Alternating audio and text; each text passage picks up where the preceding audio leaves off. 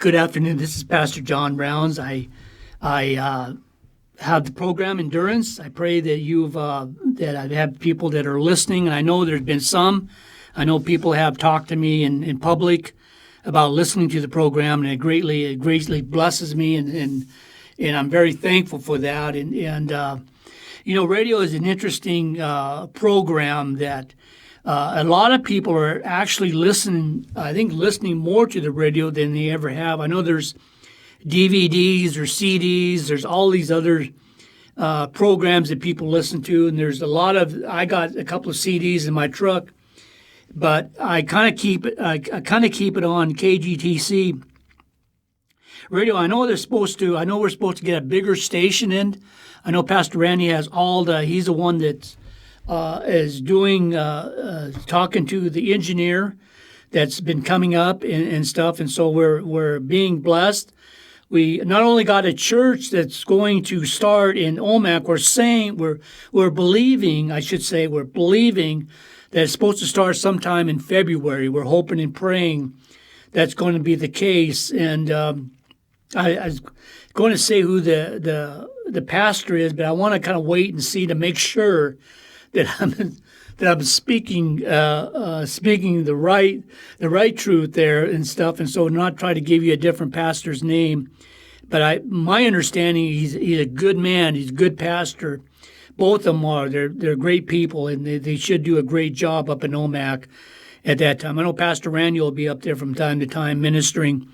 Also, along with Republic. Remember Republic, if you have an opportunity to pray and seek the Lord, and hopefully those of us that are really trying to get in and really seek God is trying to begin to not only pray for our church, but also pray for Republic and now for Omak and for the new radio station. So we got a lot of things going on in 2023, and hopefully and prayerfully by the time this coming year, 2024, we'll have it all going and stuff. And so that will be something that will greatly bless us, and it'll be greatly to be able to speak through a lot of people. And it's supposed to go all the way up into Penticton, and a lot into, I think, Meadow Valley. I'm not exactly sure on that. But I know it hits worldwide. My understanding, it's supposed to go worldwide, which is, it's interesting to listen to that. I think Shine Morrison, when she was station director, she was telling about all the countries that actually had the radio station on at that time. And it was interesting to listen to some of the things she was saying there on that. Last week I spoke about Daniel, and this is Daniel part 2, I believe. This is on Daniel on 3 different things here. I want to speak about Daniel in the part to where, let me go back and read this again because I don't want to go too much further in this. It says, in the 3rd year of the in the 3rd year of the reign of King Jehoiakim of Judah, King Nebuchadnezzar of Babylon came to Jerusalem and laid siege to it. Within a week, the Lord handed King Jehoiakim of Judah over to him, along with valuable objects from the house of God. Nebuchadnezzar brought them to the temple of his God in the land of Shinar and stored them in his treasured house. I believe it was in, let me double check here. Yeah, in chapter 5, it speaks about Belshazzar and the objects that Nebuchadnezzar had brought from the house of God. And what Belshazzar has done, he actually had taken them from the temple and started drinking wine through them and started praising the god of stone and the many gods that he had during that time. And there was handwriting on the wall. God was actually, and it showed his hand writing on the wall, and nobody could translate it or interpret it until they brought in Daniel. And Daniel was enough, he came in with enough, I believe at that time, it was somewhere in the neighborhood, I got to go back and read this again, I believe it was somewhere in the neighborhood of 20 years. Daniel actually was forgotten in 20 years during that time. This is why I tell people, make sure that when you do everything, Do it as unto the Lord, because when all of this glory, all of these things go back on you, that you don't rely so much upon it that it starts to really affect you. Because if you're not careful, you'll let that begin to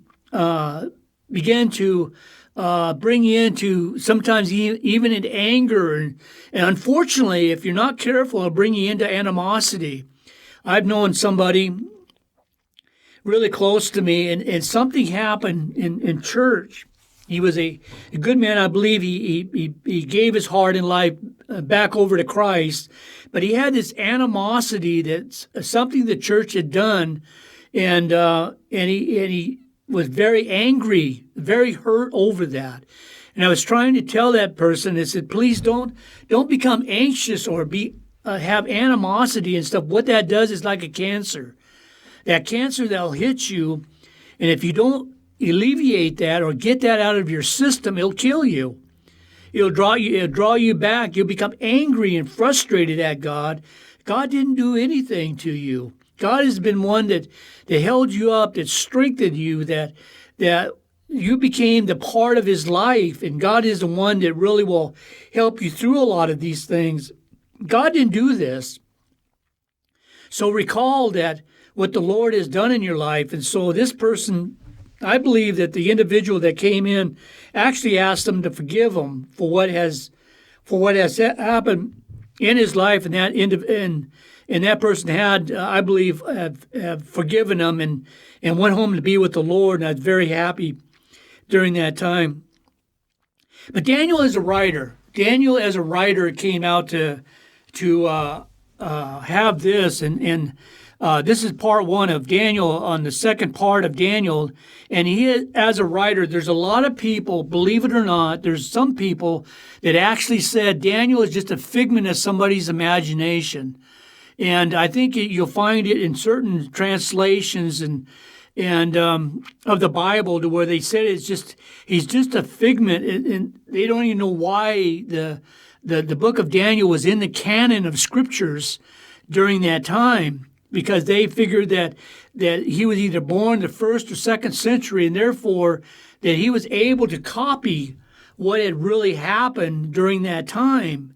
But in reality, that's not true at all. Daniel was captured in 605 BC, which is the 6th century, and he was able to translate everything that would happen during that time.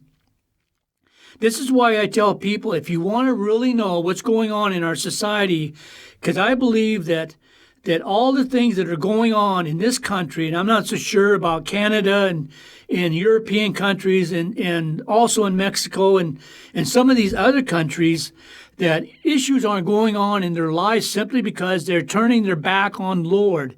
Our country was one that was founded on Jesus Christ, was founded on this is why they wanted to come into this country. I think in the 1700s, and have the U.S. Have the Declaration of Independence in the United States, is simply because we wanted to serve the country our own way in the Protestant kind of religion. I'm not talking about the Catholic or Catholicism. I'm talking about the Protestant way, to where we could serve the Lord any way that we felt that the Lord was really leading us to do that. And so we were founded on this country. Now all of a sudden we turn to so many gods. I don't call them the big G. I call them small G's, or gods. There's people that they say there's Muslims and Buddha and Jesus Christ, and you don't have to serve one God in particular. You can serve many gods, and come out okay. You serve one God, you serve them all, and that's not true at all. Jesus said, "I am the truth, the way, and the life. No man comes to the Father." I believe it's in the book of John. No man comes to the Father except it's through me. And Jesus said that very pointedly, and he said, "Unless you believe in me, believe in what the Lord has said to me," or Jesus that came in his life and his in his death and his resurrection and in all of these things, where we begin to believe in what the Lord has done. We're the only religion, believe it or not, in the Protestant religion, we're the only religion that believes that Jesus had rose from the dead a second time. We're the only one that believe, or I should say the first time, the only one who believed that Jesus Christ had rose from the dead the first time. And everyone else doesn't believe that. And stuff, they believe in his morality, they believe in his moral, they believe in his, perhaps even some of his righteousness, but a lot of them don't even believe in the Bible anymore. And that's what really affects a lot of believers tonight. I think, and I believe within a few short years, even Christianity, we're going to have issues and problems come up, even in our own country, because of Christianity. And that's something we're going to have to be like Daniel and Hananiah and Mishael and Azariah. We're going to have to be like those 4 children of Israel. Remember, 3rd chapter, Hananiah, Mishael, and Azariah were thrown into the fiery furnace. In chapter 5, chapter 6, Daniel was thrown into the, Mishael was thrown into the fiery furnace. And Daniel was thrown into the lion's den in chapter 6. So you have to find out that we're going to have to give our very life, if we have to totally believe in what Jesus has done. And the government, when it comes up and says, you gotta trust us, you gotta believe in us. And what I've seen in Washington, D.C. is something I pray for them. Believe me, I pray for them. But in reality, is I don't trust them. I don't believe in them. As far as the governmental process is going, I can't believe that it took some of the people some 5 to 7 times to vote for a leader during that time, and it's very heartbreaking when you see these things go on. But in reality, I'm not to look to them. I'm look to the Christ. I look to God. I look to the Bible. I look to everything that I know that what God is going to bring us through and take us through during that time of our life. So there's 3 things that Daniel had went through. One, he's a writer.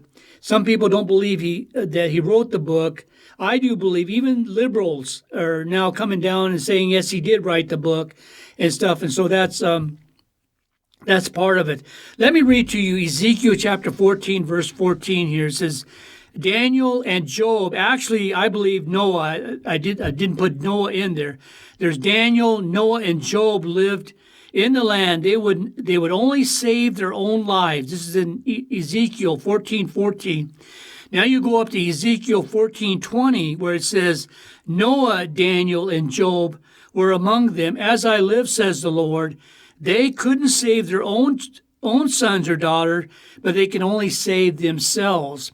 So it shows what godly individuals they were, that during that time, they were able to save themselves. I believe that those of us are walking into, and I believe we're walking into Babylon today, those of us that are walking into who are truly got to be sold out to Jesus Christ. They can't hold anything in. They have to, where it says the number 1 commandment is worship the Lord thy God with all thy heart, with all thy soul, and with all thy mind. And I believe it's in 2 Chronicles, but you have to sell yourself to the Lord. Let God. I believe God has changed you. When you've given your life to Christ, He has changed you and made you a different person.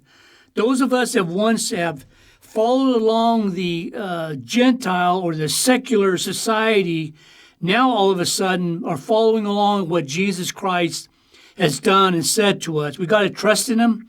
We got to believe in Him. We got to hope in Him.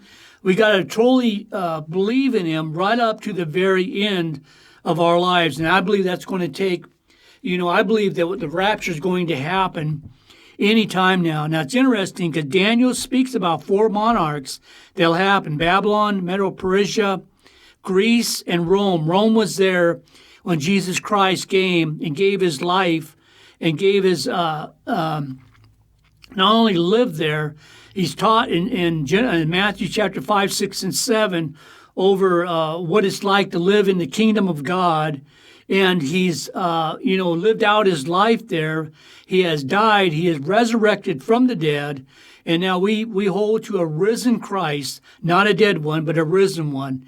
He was once with a throne, with a crown or a thorn of crown around his head the first time, but he'll have a real crown when he comes the second time, come down in that rapture of the church. And Daniel speaks about all those times that we're going through. Now let me go to see if I can if I can find it here real quickly about Daniel here. I don't have my notes right off, but let me go into the second part of this. It's called Daniel by Christ. And Jesus said this in chapter 24, Matthew 24:15, when he said this: when you see the destruction, desecration mentioned by the prophet Daniel, stand in the holy place. This is where he says, stand in the righteous place. Stand in that holy place. Stand in the place where God wants you to be. Because there's a prophetic revelation that God would give to you during that time. Also I mentioned this before in Jeremiah chapter 24, verse 1, it says this: and the Lord showed me, and behold, 2 baskets of figs were set before the temple of the Lord. After that, Nebuchadnezzar, king of Babylon, had carried away captives Jehoiakim, the son of Jehoiakim, the son of Jehoiakim, king of Judah, and the prince of Judah, the carpenter of the smiths, from Jerusalem, and had brought them to Babylon. And in reality, when it speaks about 3 years, because in Daniel chapter 1, verse 1, it speaks about 3 years in 1:1 of Daniel 1:1. But in Jehoiakim chapter 4, 24, verse 1, it speaks about 4 years. In reality, what it was saying is to come and to go, meaning that when Jehoiakim actually had a fight with Egypt during that time, and then he went back to Jerusalem during that time. So it was to come and to go. It means that he came into, and then he went back out and came back into it and stuff. And so he was coming and going at that particular time. And so that's why there was a 3 or 4 year difference in that. Babylon was a place. Also note that the writing, also I mentioned to you concerning the different styles of writing, but this is to realize what God is going to do in our hearts, in our lives. Now the 10 toes there, I didn't mention this, after Rome there'll be 10 toes that it talked about. The king would come out from the stone, and basically it was Jesus Christ coming out, smash the feet. And what happens there is that that statue that Nebuchadnezzar has seen in chapter 2 will fall to the ground. And God was telling them, and I believe this is socialism, this is capitalism, and this is communism. These 3 things will actually be intermingled with one another. This is capitalism and socialism and communism, all matched up into one. And so this is the 3 parts that God says, I will come out and smash them, and meaning that I'll do away with a Gentile nation during that time. And this is why it's so very important where we begin to realize what the Lord is doing. In our church today, there's a lot of moral misbehavior. And there's a part here I want to read here real quickly what it's saying here. We claim to follow Christ, devaluate the Christian faith, and cause people to mock it. What the leaders and many of the people in Judah had failed to do is fail to go back and do what the Lord asked them to do through prophecies and through prophets that came down through Israel's time. And we failed to do that. And we'll get into that part where it talks about Jehoiakim, and I'll speak about his life there a little bit. But this is where we need to realize, I believe with all my heart, Daniel seeing this, I believe this is why they decided to really give their heart and life over when all of these issues, when this identity crisis come to, this is what it is. It's an identity crisis that's going on in our schools, in our cultures today, where we don't know whether we're men or girls or whatever the case is. It's an identity problem. It's a problem that we were faced with for so many years, and now all of a sudden they want everybody to do what they want to do. And this is the part of government that I do not want to follow. I know I'm a man. I know I was born a man. I know that I've lived a man, and I'll die a man. And there's no way that I'm going to let my identity get the best of me during this time. And it amazes me sometimes you hear about people that they wonder whether you want to be male or female in this. And what happens is it's mind-boggling. I can't even imagine what that would be like and stuff. And so I'm amazed at what will happen during that time there. In the one part of this, in Daniel chapter 2, I want to read this real quickly. It says, in the 3rd year of the king of Jehoiakim, king of Judah, King Nebuchadnezzar. Jehoiakim, the king of Judah, was actually, it started out where actually it was Daniel, Hananiah, Mishael, and Azariah were taken along with Ezekiel. Ezekiel was a priest there. He was also taken. There was perhaps, I don't know how many Judah and Israel was taken over into Babylon. It took only 4 people. Listen, Israel wanted nothing to do with this, with eating. Let me go on. Let me read this a little bit because it said here later, and I'll get into this last part here. It says later, it says the king ordered Anphanes, his chief officers, to bring some of the leaders of royal and decent. It said royal and noble descent. In other words, they were bringing them from the kingship during that time. This is talking about Daniel. And they were to be young men without physical defect, handsome in appearance, skilled in all wisdom, quick to learn prudence, in how they used knowledge, capable of serving in the king's palace. They were to learn the literature and language of the Chaldeans. The king assigned them fine foods and choice wine on a daily basis, ordering them to be trained for 3 years, at the end of which they were to enter into the king's service, including among the people of Judah were Daniel, Hananiah, Mishael, and Azariah. It says among the children of Judah. It's interesting because it doesn't mention anything about Israel there. I believe there was probably 300 to 400. They talked about 300 to 400 people that were taken from Judah and Israel during that time. It's interesting because I've actually had read through and listened to some of the people that were taken captives and taken into Assyria and Babylon and taken into Philistine, and the way they were taken in and how they were taken in. It's kind of degrading as how they would do that. During that time, I believe that. Well, I'll get right back into that because I know I just looked at the clock and I'm running out of time here, and I'll go right back to in chapter 1, verse 1, called next week. And so with that. This is Pastor John Rounds, and I'm hosting the program Endurance. Have a great time. I hope you enjoyed the message today, and we'll speak to you again next week. Bye now.